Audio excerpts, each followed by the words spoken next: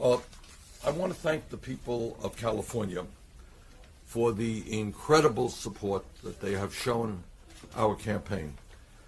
During the last several weeks, we have held 38 events, 38 separate events in 34 cities and towns throughout the state of California. One of the things that I enjoy very much is getting out to communities where other candidates often do not go, and those include some pretty small towns. And we have been just amazed at the kind of turnouts that we have seen at these rallies, which have been attended in the last several weeks by over 215,000 Californians. And tonight, we're going to be holding the last rally of our California campaign here in San Francisco. We hope to have a good turnout there as well. And let me repeat what I have said from day one here in California, which I think most people agree with. If the turnout is high tomorrow, we will win. If the turnout is very high, I think we will win by big numbers. If the turnout is low, we will probably lose. So my request, obviously, to the people of California, to those people who are prepared to stand up and fight for real change in this country, is please come out and vote tomorrow. Let us see California have the highest voter turnout in the history of the state in terms of the Democratic primary. The message of our campaign throughout California, and in fact throughout the country, has been, I think, very consistent. It has been straightforward, and I think it is the message that working people in the middle class want to hear, and that it is just too late for establishment politics and establishment economics. We need real change in this country, not superficial change, but real change, which will end the trend in our country of moving toward an oligarchic form of society in which a handful of extraordinarily wealthy people control both the political and economic life of our nation. Today, we have a corrupt campaign finance system in which billionaires and super PACs and large corporations are able to buy elections. We have a rigged economy in which study after study shows that almost all new income and wealth is going to the top 1% at a time when the middle class continues to shrink and shrink and shrink, and when millions of our people are working longer hours for lower wages. We will not, in my view, be able to move forward as a nation and address these crises unless, in fact, there is a political solution in which millions of people stand up, fight back, and demand a government which represents all of us and not just wealthy campaign contributors. We need a president and we need a government which will lead us into comprehensive immigration reform, where today we have 11 million people living in the shadows, living in fear because they are undocumented. We need real criminal justice reform so that we end the international embarrassment of having more people in jail than any other country on earth. We need to pass a Medicare for all health care system so that we do not remain the only major country on earth not to guarantee health care to all people. If we do not address the planetary crisis of climate change, this world and our children and our grandchildren will pay the price, which is why I believe we need bold action and why we need a tax on carbon. I've gone around California and I learned something that I did not know, and that there were tens of thousands of families in the state living in homes where when they turn on the tap, they cannot get drinkable water. That is a growing crisis in America and throughout the world, which is why, in my view, we have got to ban fracking today.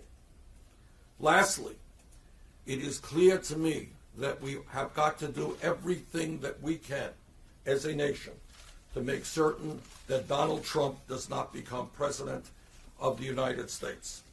It is incomprehensible to me that in the year 2016,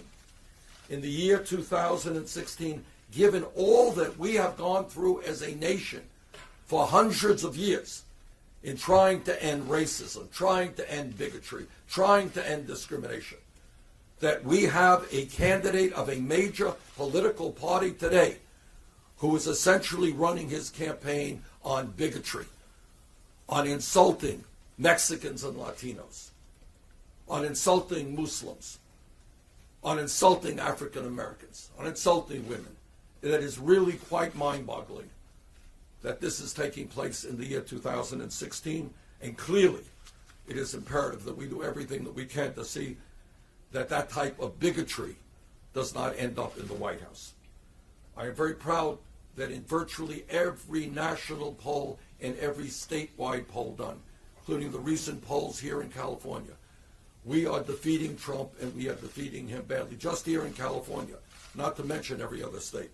The last three polls had us beating Trump by 34 points, by 29 points, and by 23 points. And the last point that I would make is that in all of these polls, and in virtually every poll done nationally and in various states, we defeat Trump by larger numbers than does Secretary Clinton. And in some cases, she is actually losing to Trump when we are defeating him. And the last point is the recent insults to Judge Gonzalo Curiel are again beyond comprehension. This is the year 2016. To attack a judge because he has a Mexican heritage, a man born in the state of Indiana, this is a candidate of one of the large major political parties in this country. It is really quite incomprehensible, and I think the American people understand that.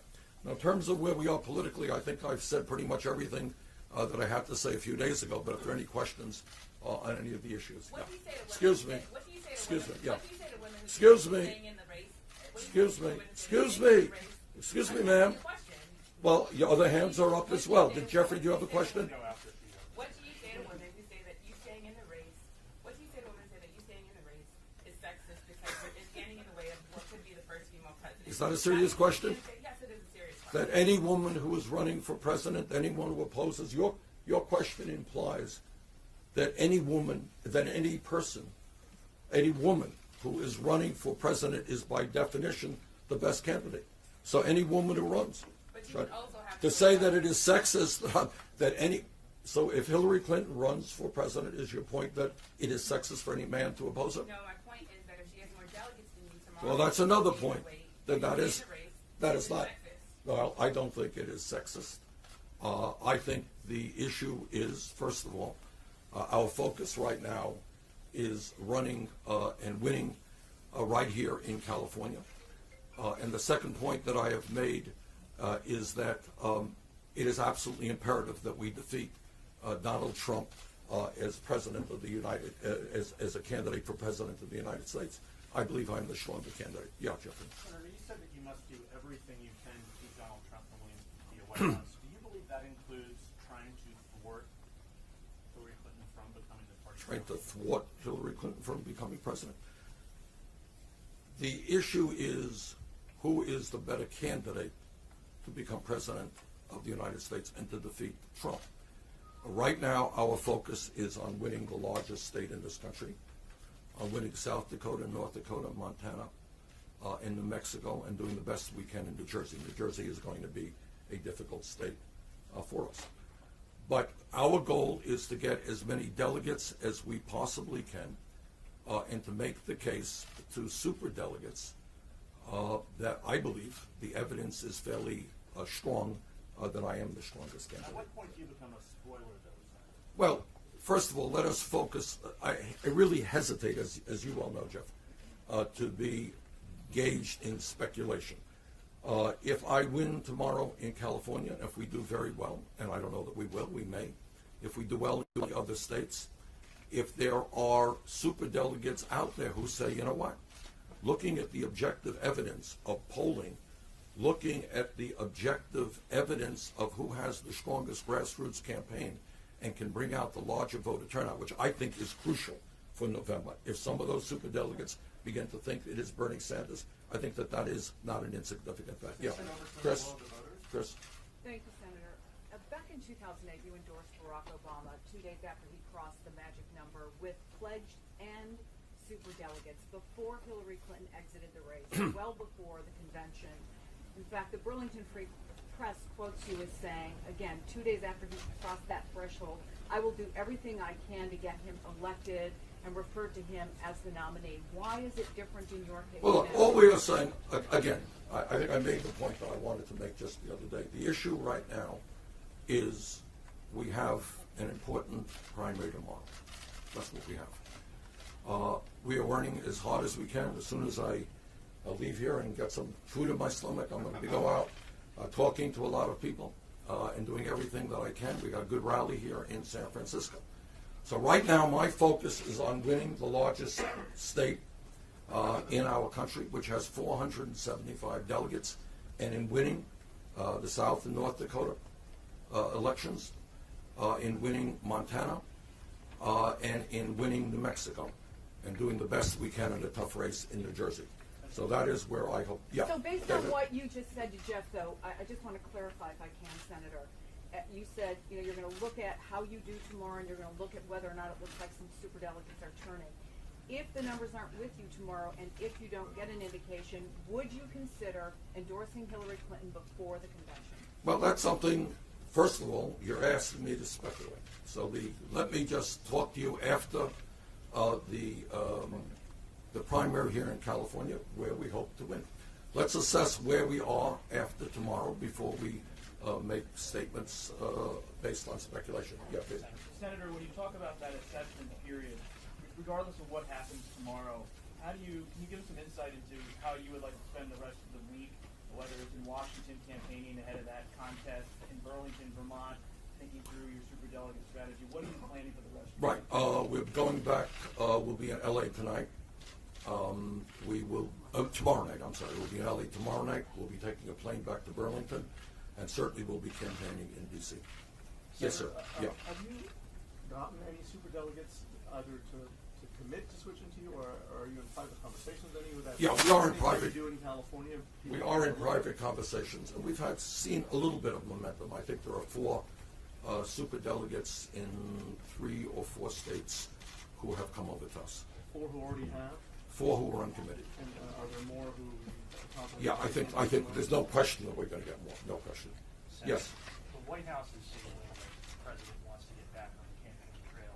If President Obama were to endorse Hillary Clinton soon, would that have any bearing on your thinking as you look ahead to the convention? Well, again, we're speculating before what is in fact the most important primary. Tomorrow, we have 475 pledged delegates coming up. And my job in the next 24 hours is to do everything that I can to win those delegates. You know, well, let me just conclude by saying this. When we started this campaign a little bit over a year ago in Burlington, Vermont, I think that most people, and most of you, and most of the punditry thought that this campaign would not go very far. And yet we are on June 6th arguing or debating who will win California tomorrow. We have now won 20 states. I have little doubt that we're going to win a number of more tomorrow. We have now won well over 9 million votes. We have won in every state that we have contested in. And this is also a point that we make to the superdelegates and we make to the whole convention when we talk about the future of America, is that in overwhelming numbers, we are winning the support of people 45 years of age or younger, people who are the future of this country. And I wish that I could tell you that we were doing better among older people. We should be, but we're not. But we are doing phenomenally well among people who are the future of this country, who will shape the future of this country. And that is a point, I think, not to be overlooked. Thanks very much. How are you feeling about California, Senator?